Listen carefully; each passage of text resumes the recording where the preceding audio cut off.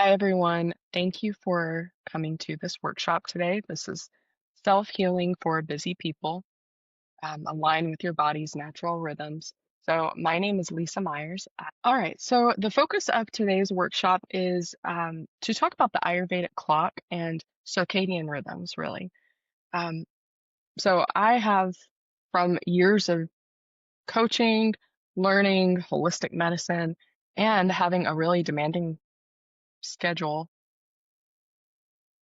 So I've worked in construction for years while learning Ayurveda and learning holistic medicine. And what I have kind of discovered is that we tend to be like an hour or two behind our body's natural clock. It's like we're always trying to play catch up. So the focus of today is to learn the basics of this circadian rhythm clock and how to apply it into your life to help yourself heal and avoid burnout, which I think the two go hand in hand. Okay, so about me, I've been an Ayurveda health counselor since 2019. I attended Joyful Belly College of Ayurveda, and I'm on track to become there. So there's three levels of practitioner. You've got certified Ayurvedic practitioner, Ayurveda health counselor, and then Ayurvedic doctor. So I'm on that path towards CAP. So I've also been working in the utility scale solar industry off and on for about 10 years. So I used to be in the field 100% of the time, really long hours. Being a manager in the field means that you have to show up like a half hour before everybody else. You have to stay later. And so um, I feel like I have engaged with the burnout and recovered from it multiple times. And that's why I started Cultivating Wellness to support women and blue collar workers in overcoming the challenges that I struggled with. So, Built to Thrive is my signature health coaching program. It's a group health coaching program, and we work on changing our habits over time and applying Ayurvedic principles. But we also work on kind of excavating our inner landscape and learning about ourselves, understanding why we make certain choices, how we've gotten into certain patterns. I find that it's a lot easier to make changes and get the transformation you're looking for by working in a group and combining those things. Okay, so what is Ayurveda? Ayurveda is an ancient system of holistic medicine. So Ayurveda mapped out the circadian rhythm thousands of years ago.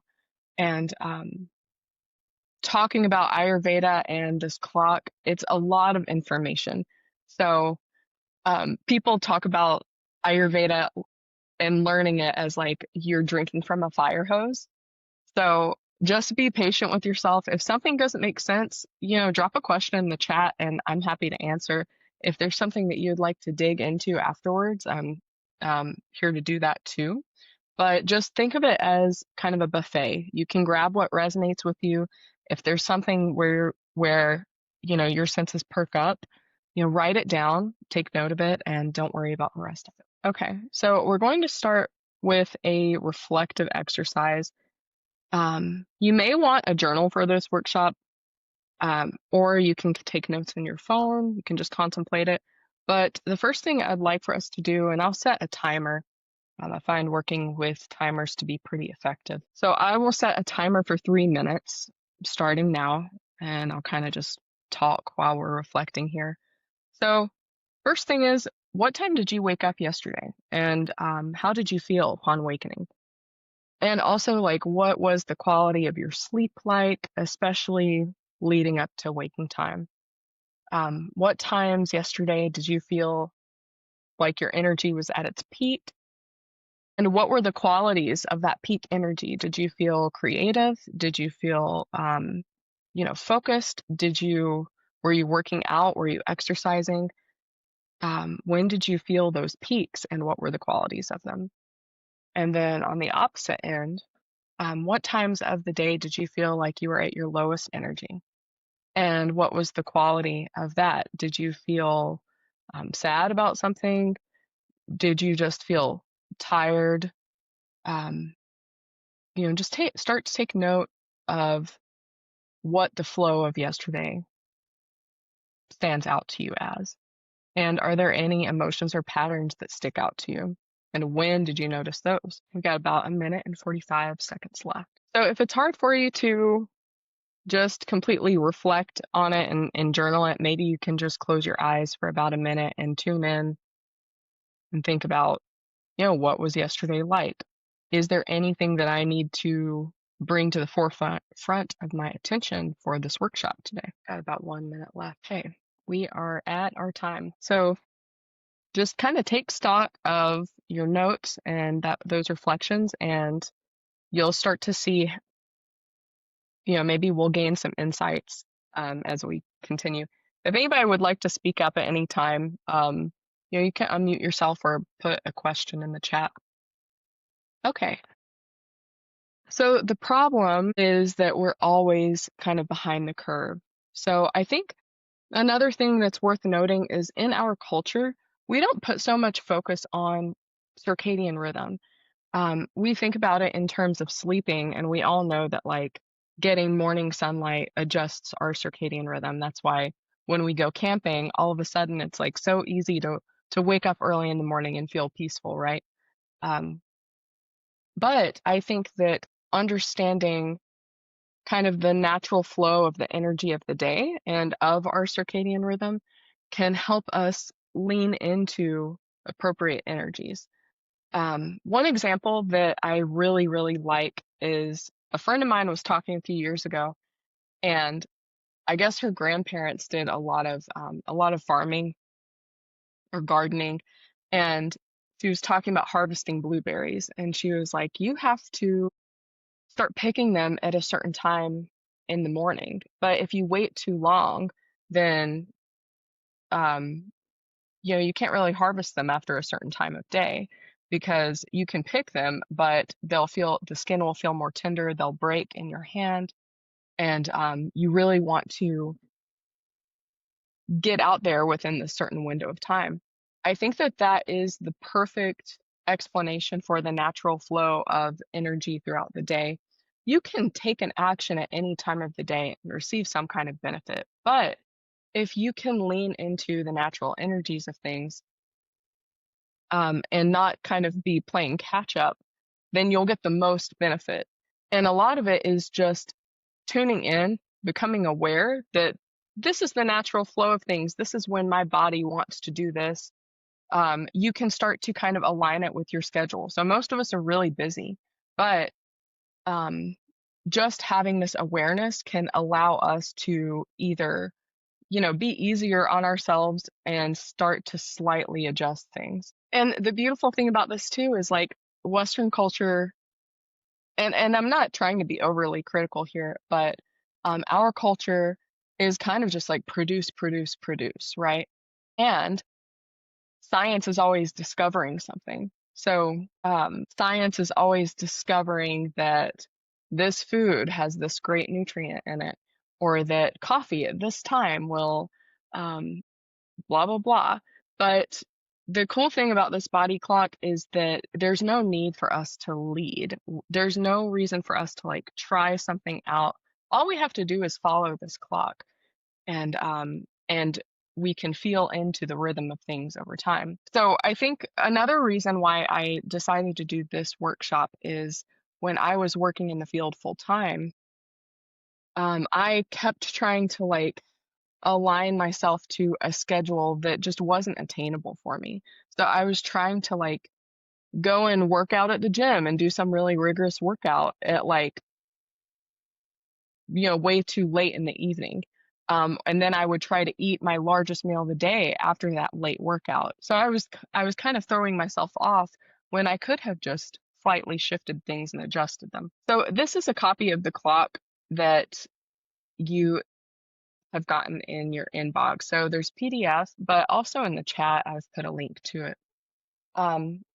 So in Ayurveda, there's three primary energies or doshas. So it's called Kapha, Pitta, and Vata, and we're going to get more into those.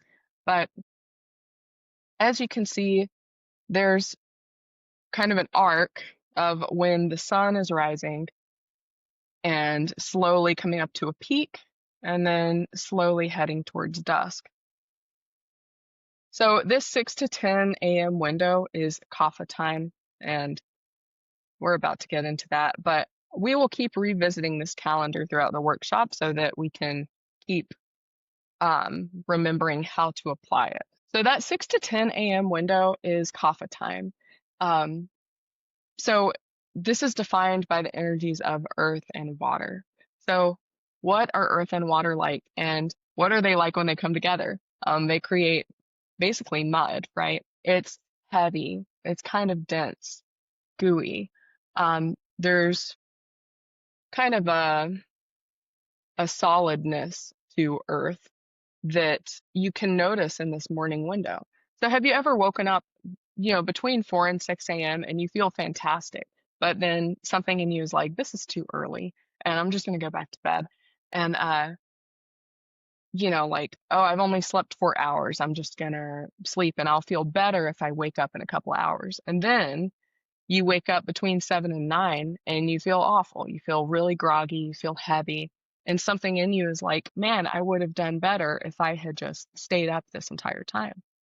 That means that this energy of earth and water is probably especially active in your own body.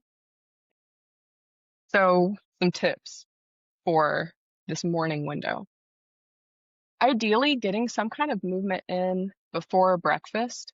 There's lots of research on how doing a fasted workout is beneficial, but you're kind of utilizing this heavier time to get the most out of your workout, get the most out of your movement. Not only that, but in Ayurveda, a treatment for depression is to take a walk every morning towards the rising sun.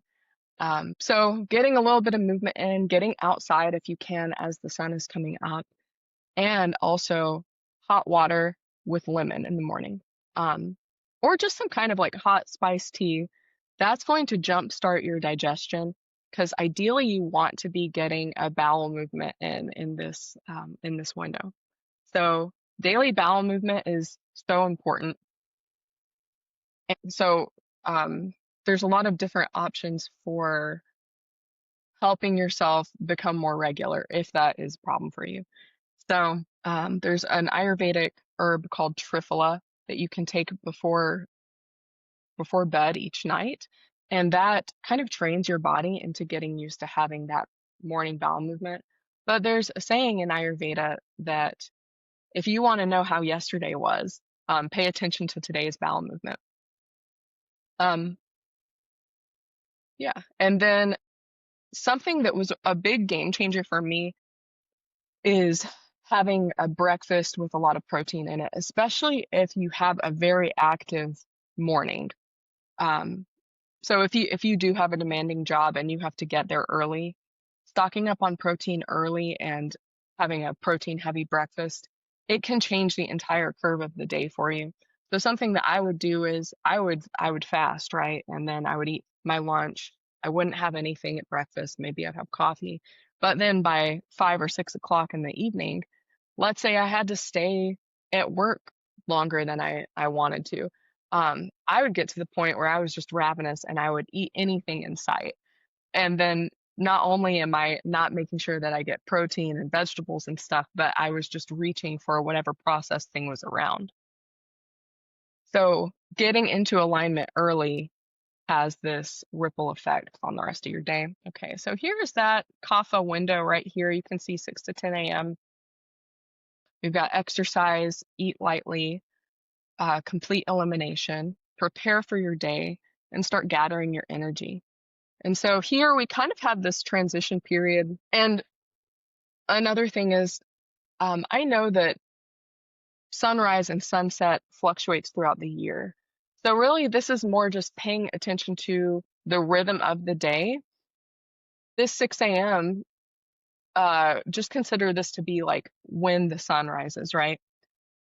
No matter what time of year it is, you're going to start noticing this shift in energy from gathering, planning, getting prepared, right? The 6 to 10 window is really all about getting prepared. There's this shift into execution, and all of a sudden you can plan, organize, and take action. And that's right around lunchtime, where you want to have your heaviest meal of the day. So we're going to go into the next slide. So here is the midday window, and we're looking at 10 a.m. to 2 p.m. So this is called Pitta time, and Pitta is a combination of fire and a little bit of water. So a good example of this is like inflammation in the body. You have all this heat, but there has to be a little bit of water, a little bit of moisture for that inflammation to be present, right? Most people just think of the flame. So peak digestion and focus is the characteristic of this time. And this is when transformation is happening. Digestion is transformation.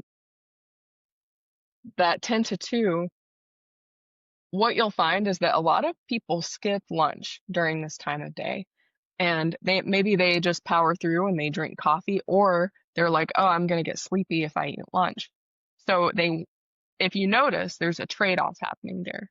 Someone is choosing to trade one type of transformation, digesting their food, for like work, focus, and energy. So they want to be able to transform their energy and their ideas into a product or a project. Best thing to do is to find a balance here.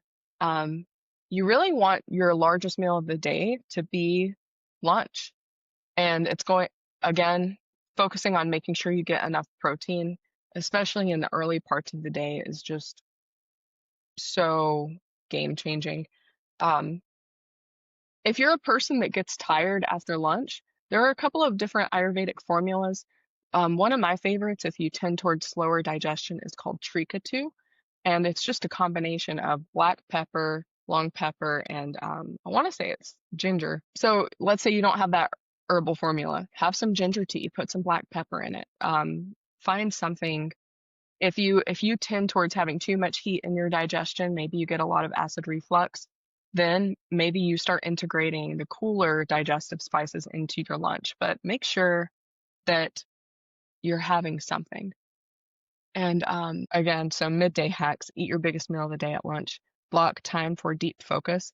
If you notice, like at work, all of the real work happens like before 2 o'clock.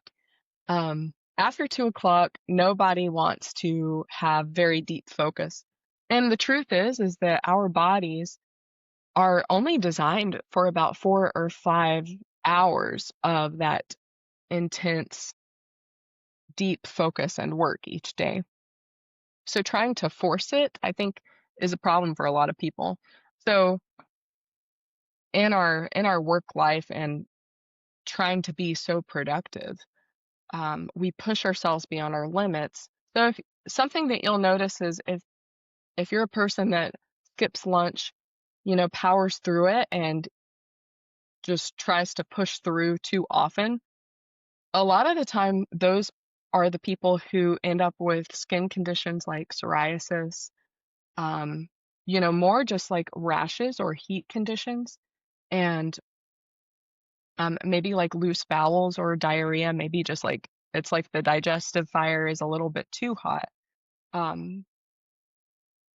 There's one other thing I'm trying to remember here. Okay, like think about Jeff Bezos or like all these tech guys. They're balding, right?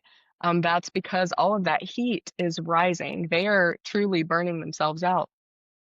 So if you can give your body something to digest during that time, it kind of balances everything out. Don't eat so much or supplement with herbs to keep your digestion balanced. But it's also going to give you like a nice grounded clarity to your work until about 2 p.m. Another thing here is try to avoid too much exercise or intensity in this window, mainly in hot weather. If you're a person with a lot of density in your constitution, you feel really relaxed, really grounded, a little bit too much, then you can probably handle a little bit more activity in this kind of time window. Okay, so revisiting the clock, we've got this 10 a.m. to 2 p.m. window. So again, the sun is highest in the middle of the day, right around lunchtime. You got your heaviest meal and high metabolism. Another thing is like if you enjoy sweets and that's something that you find in your diet every day, so maybe you do have a little bit of dessert after dinner every night, maybe just switch it up and start, if you're going to have that dessert or sweet thing, move it to lunchtime because you have stronger digestive fire during that time. Um, yeah. So moving on to the afternoon window. So what you'll notice is that after 2 p.m., everybody in the office wants to be social, right? Just in your life in general, if you try to sit down and really, really focus after 2 p.m., you're probably going to struggle more with that than you would like. So what's the best thing to do here? Just give yourself a break after 2 p.m. If you do have to keep working or keep collaborating, try to make it more relaxed, make it more social. There's a lot of movement happening from 2 to 6 p.m. Even in nature, you'll notice that like there are very still times of the day and then times where movement ramps up more. You're going to notice more wind outside, right? Not only that, but the whole world gets going around 4 p.m. and everyone's making their way home. The um, interstates fill up. And not only that, but anxiousness and nervous tension, it all ramps up after that time too. A lot of that can have to do with like, making that transition from work to home, maybe picking your kids up. All of these things are going on, and it's kind of a time where responsibilities come to a head in a way. And then you have to start thinking about dinner too. So, some hacks that you can do if you find yourself always getting like a drag in the afternoon, needing to get that afternoon coffee or something. A couple of things that you can do is, just have a small snack with some protein, take a 20-minute nap. Um, Even like a 20-minute meditation can give you that next burst of energy that you need. And part of the reason for that is that the kidneys are pretty active in the afternoon. So you're shifting from liver and gallbladder, which are like more heat organs, to spleen, which is more connected to digestion. So there's this transition happening. And then 4 to 6 p.m. is the colon and kidneys because they're organs that are associated more with air and ether. Like I said, I know this is a lot of information. Just grab what sticks because it's not all going to make sense right now. And so, like, part of it is just giving yourself a break. I think that a lot of people beat themselves up for not being able to have it all together. But if you can anticipate that you're going to have a harder time with transitions this time of day, there is going to be a lot more to think about. You're prepping for dinner, you're picking things up. There's so much movement going on. You can plan to have all of your big responsibilities done by this time of day. And then you can say, okay, I have more anxiety and nervous tension. What can I do during this time of day to ground myself? Maybe I can even have like some essential oils nearby or make sure that I have snacks with me, something like that. Really, what we're just trying to do is get out ahead of things. When I was talking earlier about us always playing catch up with our circadian rhythm, imagine that feeling of almost missing the train every single day. But in our case, with circadian rhythms, it's almost like we are we're constantly playing catch up to what our body naturally wants to do. So how many of us, we eat lunch a little bit too late? Uh, we stay up scrolling on our phone, or we felt like we didn't have enough time for ourselves throughout the day, so we kind of try to play catch up at night. We start ramping up our energy when we really need to be grounding ourselves and calming. All right, so here's that 2 to 6 p.m. We've got high metabolism, movement, communication, socializing, and your last meal of the day. So ideally, you want to get in this last meal of the day somewhere in this transition around dusk. Um, like the word supper comes from supplement, right? So before the Industrial Revolution, it was normal to eat your largest meal of the day at lunch, and then dinner was just a supplement. It was just soup or something lighter to help you get by to the next day. But now things have shifted to where we are bogging our body down with the heaviest meal of the day, sometimes really late at night because for a lot of people, getting the whole family home, getting dinner ready, I mean, a lot of people don't eat until 8 p.m., right? Now we're going to talk about this evening window. And if you look at this clock, you've got Kapha, Pitta, and Vata time. You have this grounded earth energy, and then it shifts into the fiery energy, and then it shifts into more air and ether. The same process repeats itself in the evening, but it looks different for our bodies. So it doesn't mean that we're supposed to be awake and working at midnight, right?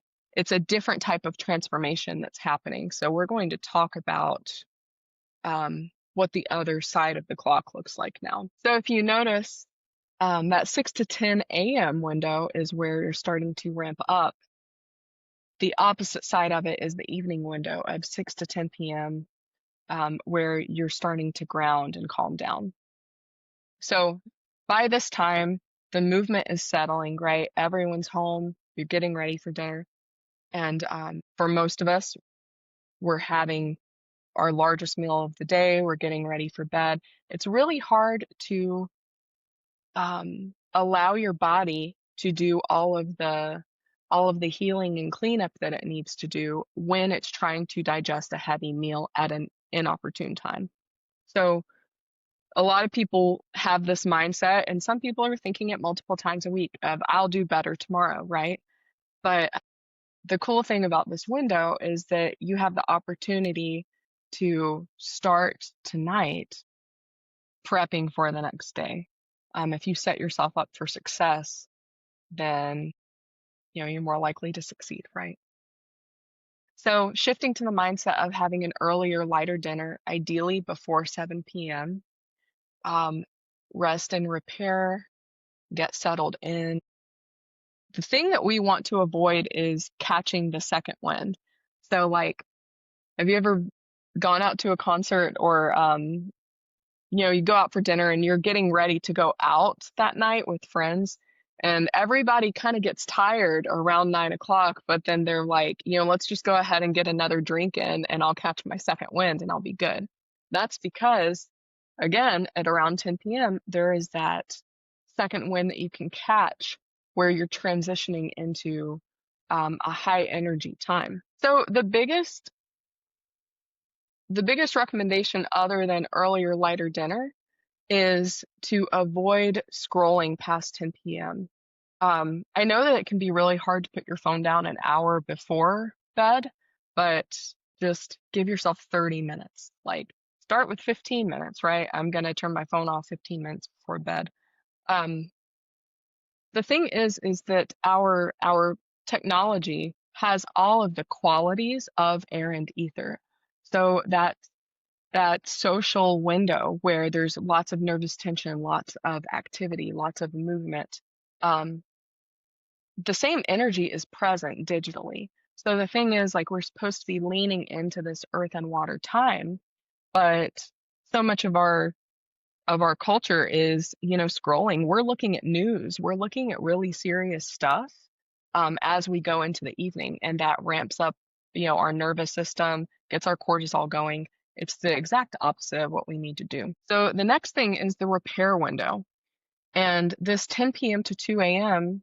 is where, our body's digestive fire kicks up again. So instead of digesting your largest meal of the day and producing, you want to be asleep before you catch that second wind, because that energy is coming in to basically take out your body's trash.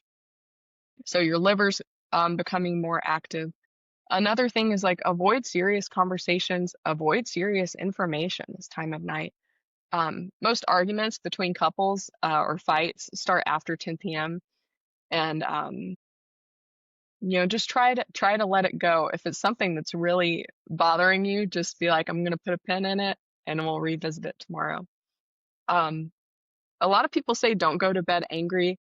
I don't know about that because I generally feel better about things after I've given myself time to process it, especially if you are a person that gets overheated easily and you have more of a temper. Leaning into that period between 6 to 10 p.m. to ramp down is going to be even more beneficial to you. So if you're staying up after 10 p.m., all of us know the person that's like a night owl and they love working on creative projects after 10 p.m. They're like, this is my time. And the thing is that that's your body's time to clean house. So what happens when you leave let's say you take the trash out to the curb a little bit too late, but it's too late. You missed the garbage truck. And so it's sitting there for an extra week. Imagine doing that in a subtle way to your body over and over time. So it's kind of like coming back to the blueberry story is, you can go to sleep and your body will do the work that it can, but you're going to get the most benefit by taking the opportunity to do it in this ideal window. I did want to tell a little story. Whenever I go and visit my parents, my dad waits until 9:45 to bring up everything. He wants to bring up talking about taxes, politics. He starts turning on like the political shows at about 10 o'clock, right? He'll like burst into the room that me and my mom are talking in, and he'll just have all this really intense information. And I'm like, Dad, I don't talk about this stuff after the sun goes down. You've got to catch me earlier in the day. um, but it's just so funny that like you can literally see the transition happen for him. He's super calm around 9:30. He goes on like these really nice evening walks. And then right at about 9:45, I'm like, I've got to make sure that I'm in bed because he's going to have some intense conversation to talk about. Okay. Hopefully, as we're going through and talking about this stuff, maybe you're noticing certain patterns in your life with yourself, with loved ones, maybe even with coworkers. So I'm hoping that you're starting to think of different ways you could apply this in your life. The last part of the Ayurvedic clock that I want to talk about is the early morning. So that's this Vata time where air and ether is very active. So even if you go outside, I usually find that like if I go outside between 2 and 6 a.m., there is this stillness in the air, and there's I something about it. I feel more connected to source. It's like the veil is a little bit thinner, and this is the time where you might wake up in the morning with a burst of inspiration. Or have you ever woken up and just had the answer for something? That usually comes during this beautiful time window. So Vata time, in Ayurveda, I'm trying to remember the Sanskrit word, Brahma something. Basically, this is the Brahma time. So this is around 4 a.m. is where people start waking up to pray and meditate. And that's just because you're a little bit more connected to air and ether. You're a little bit more connected to source at that time. Waking feels easier and lighter during this window. So you'll find that even if you go to bed really late, something about waking up between like 4:30 and 6 a.m., you'll feel so rested and so energized. Okay, so you can kind of see here, there's just this nice mirroring quality about the clock where you've got your Kapha, Pitta, and Vata time, and then it repeats itself in the evening. So hopefully you can see that during the waking hours, of course, there's a lot more movement and a lot more activity, but there is there's a different type of activity happening at night. So there's all of this stuff still happening, but it's a lot more subtle because you're sleeping. Okay. And before we get into some of the more interactive stuff, I just want to note that I know that not everybody's schedule can completely meet this, right? What I will say is, whatever your work schedule or whatever your life looks like, try to just, if there are certain things that you're not really willing to give up or change, um, just commit to trying to stick to a routine. So let's say that like you are a person that loves staying, you are a night owl and you want to stay up past 10. Um, Maybe just commit to having standing meal times, 2 or 3 times a day, depending on what is comfortable for you. Or trying to help yourself get like lean into the energy of whatever that activity is that you're doing. So if you know if you know the time that you're going to go to bed, maybe just set a standing bedtime. And then that way, the hour before you're going to start getting yourself in alignment for what you want to do. I'm also here to come up with ideas. If anybody, would like to figure out um, a routine that works for you. Okay, so we're going to do a little bit more in kind of journaling again. Does anybody have any questions so far? Okay, I think sounds like we're good. I'm gonna set another timer. So I'll set another 3-minute timer starting now. And what is your ideal daily schedule with this new knowledge in mind? And what aspects of this resonated most for you? Okay, so we are at that 3-minute mark. Would anybody like to share or have any questions? JC, I saw that you mentioned challenges when partner has a different schedule from ours. Yeah, I had just shared that just because it's trying to, I guess, maybe find a compromise, like a middle ground between two I can't people's. hear you if you're talking. Mm. We can also stay on after here and kind of troubleshoot some stuff or after the workshop. Would anyone like to share, what that ideal schedule would look like for you? If not, it's okay. We can move on to the next thing. I'll share. This is Teresa. I recently retired, so I've been trying to work on my schedule, but retirement just means more teaching yoga. So it doesn't mean not working, and somehow it's become almost the same amount of work. um, so I wake up around 6 and then I have chickens and dogs. And right now I have baby chicks to take care of. So I do all of those things in the morning. Then I walk the dogs. Then I have a protein shake. Um, and then it's probably, well, then I meditate and do some reading. By then it's probably about 9 or so. Then I start looking at emails and planning, unless I have to be at a class by 9 o'clock.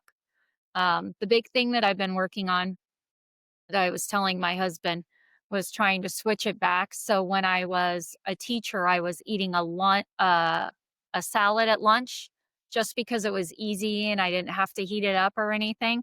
And I could usually eat it pretty quickly.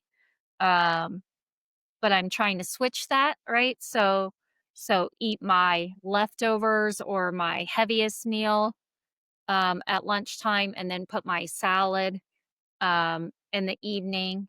And then I was trying to figure out where to put the gym, but I see the gym says movement between 2 and 4. And I usually eat around 5 or 6 for dinner. So I was thinking maybe the gym is like 4 to 5 p.m. kind of thing. And then I usually go to bed around 9. So around 8 o'clock, I turn the phone off and start reading type of thing. So I think that's my biggest change is that I'm working on switching the meals to the lighter time and then figuring out when to go to the gym when I don't have something else. It sounds like you have it pretty dialed in. It's nice. I am very routine. The nice thing about being retired is I am getting a little afternoon nap in between my morning yoga class and my afternoon or evening yoga class. I usually get about half an hour nap, which feels really good. I always want more, but I feel like half an hour feels really good and I wake up energized again. So it Mhm. feels good. And I liked your definition of supper because my mom always called it supper. And I always thought maybe it was an East Coast thing. She's from Ohio. So she always called it supper instead of dinner. And just kind Mhm. of knowing where that comes from. Like when I was volunteering at the Krishna temple, in the evening, the food was always very light. It was like dal, which is like a lentil soup, and maybe a little bit of salad. It was usually just kind of dull. Dull and Yeah. maybe some pita bread. Yeah. Which is, like, kind of a disappointment where we come from, where we're expecting, like, kind of this bigger dinner, you know? I mean, not a disappointment, but it can be a transition. Right, right. But I would be there during the day, um, sometimes for longer hours, depended on what I was volunteering to do.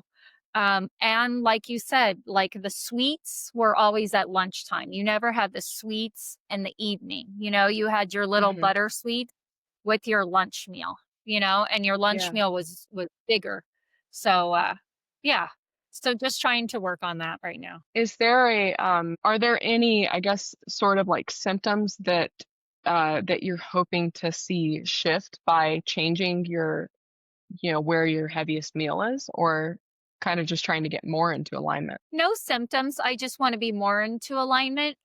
Before I was doing well, doing my heaviest meal at lunch, and then for the last, I don't know, 5 or 6 years, just working overly, just it became a habit to just eat a salad because it was quick and easy and you could do other things and eat a salad. And again, I'm trying to get out of doing that. So when I sit and eat, I just sit and eat. Like you're not checking your phone, you're not checking your email, you're not doing paperwork while you're eating lunch type of thing. You know what I'm saying? To just try to Yeah. focus and be present and just eat my food and enjoy eating the food. Mhm. Thank you. That was a really good share. I appreciate it. Thank you. Would anyone else like to share? We can go on to the next. Either way. I struggle because I work out in the community, and so I meet with people in their homes, throughout the day, and so I'm often driving while eating lunch, Mhm. and it's usually because of food sensitivities that I'm trying to sit with, I'm on a paleo diet, and so I can't do grains or dairy or, like, a lot of, um, Ayurvedic foods that are more filling without eating as much of them. And so I'm like eating a lot of potatoes and meat and vegetables, and they're not always like the most appetizing to eat cold while driving. So yeah, sometimes I often end up skipping lunch or eating part of lunch, or I'm driving, talking on the phone, eating lunch for work. And I mean, I create my own schedule, so it's partially my own choice, but it's also kind of the nature of the game. So yeah, that's something I really struggle with, and I really don't know how to shift it. Like to give myself a lunch break. It just doesn't normally work out. And that's like just something I'm sitting with right now. And like it's been a consistent question for me for a while. Um, but I definitely, the days I eat lunch, I notice a difference, throughout the day in terms of my energy levels. And that's definitely something in terms of preventing burnout and self care. Like the biggest thing I'm noticing is just super low energy and just being tired and like in go, go, go mode or crash mode and not a lot of, you know, just consistency, yes. What would the dream routine look like for you for work? For kind of Yeah, like your work day and all that? yeah. I don't know. I think I work longer. I usually work from 8 to 5 or 8 to 9, without a break. Or like I'll have like little breaks, like 10-minute breaks here or there, but I don't get like a long break. It's, I think in the perfect world, I would work more 9 to 5, but then I work that many hours so that I can try to have a longer weekend. And then I also have an internship, so, like, I work that one day over the weekend too. So I work longer hours to try to at least have a 2-day weekend. And but I think in a perfect world, like, I would work more, quote, unquote, 9 to 5 or less hours, and have more spaciousness, but I think I'm struggling to figure out how to make that a reality. What do you currently do for breakfast? I eat a pretty good breakfast, but I'm also sometimes like eating that while I'm driving to my first client or something. But I do like eggs and chicken sausage and kale and fruit of some kind, like either a banana or berries is usually my breakfast. So breakfast feels like pretty locked in, even if the conditions aren't always what I would prefer in terms of like more peaceful sitting. Mm-hmm. Maybe we can sit down and do a discovery session and just tune in a little bit to like what would those possibilities look like for you that we can Yeah. explore. Okay, anyone can speak up at any time. I'm going to go on to the next slide. Okay, so I don't think we really need a timer for this one, but just try to pick one change that you're going to try or one thing that you're going to apply this week. And if anybody would like to, so Teresa, you already kind of shared that your main thing is going to be changing meal times. Would anyone like to share one change that they would like to try this week? JC said putting my phone away by 10 p.m. That's a good goal. Maybe even having like an alarm or something that just reminds you to set it aside. Okay. So that is all of the Ayurveda content. If you would like to apply this clock personally, and Marissa, we kind of talked about maybe doing a discovery session and just seeing where you have some wiggle room that you might not be seeing right now. Um, you know, the goal for today is to walk away with one thing that you're going to try, and then I'm offering a free discovery session. Ideally, that would be about 1 week out from today. But just to like keep yourself on that track. So, learning this new stuff and applying it, it's good to keep the momentum going. So the idea is, try something for a week, meet with me, see if it's working for you, see if, you got any additional insight by just applying this to your week. And then, the discovery session, we'll figure out, do you have more wiggle room than you think? Do you have more goals that you would like to explore? Or did you come up against some roadblocks and want to figure out how to get past them? So I have my scheduling link, so I will put this in the chat. It's also gone out in the emails, but this is to plan a discovery session with me. My calendar is accurate, so I'm available anytime that's listed. And I'd like to just plug Built to Thrive really quick. So I've been doing group coaching mainly focused around Ayurvedic habits since 2019. So I ran a year-long coaching club in 2020, and it's amazing to see like the transition that people make when because it's different than going to a counselor one-on-one or something. And it's also hard for me, like if somebody is coming uh is coming for a counseling session and we're working on improving their habits, they don't want to hear every week, well, you're really supposed to be going to bed by 10 p.m. and you agreed to do it. That's not fun, right? But what is fun is being part of a group of people that are also on an expansion path that are kind of trying to figure out what works for them and seeing, what are the setbacks, challenges, and successes that the other women in the group are having. So what I've done here with Built to Thrive is I've taken all of the habit coaching, but I've combined it with getting really clear on, your future self, like who is your dream self and what is she doing every day, right? Getting really clear on that vision, and then starting I have lots of like done with you sessions and a monthly workshop. We're really exploring our habits, um, kind of our shadow selves, lots of journaling and group exercises, learning about hormone health, and all of it is done with you. So all the workshops and coaching sessions are pretty interactive.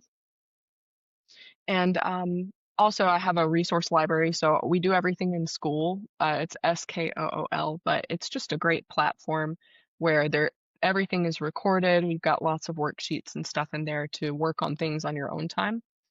And we are kicking off again after Labor Day, so we've got about 2 weeks until our first coaching call.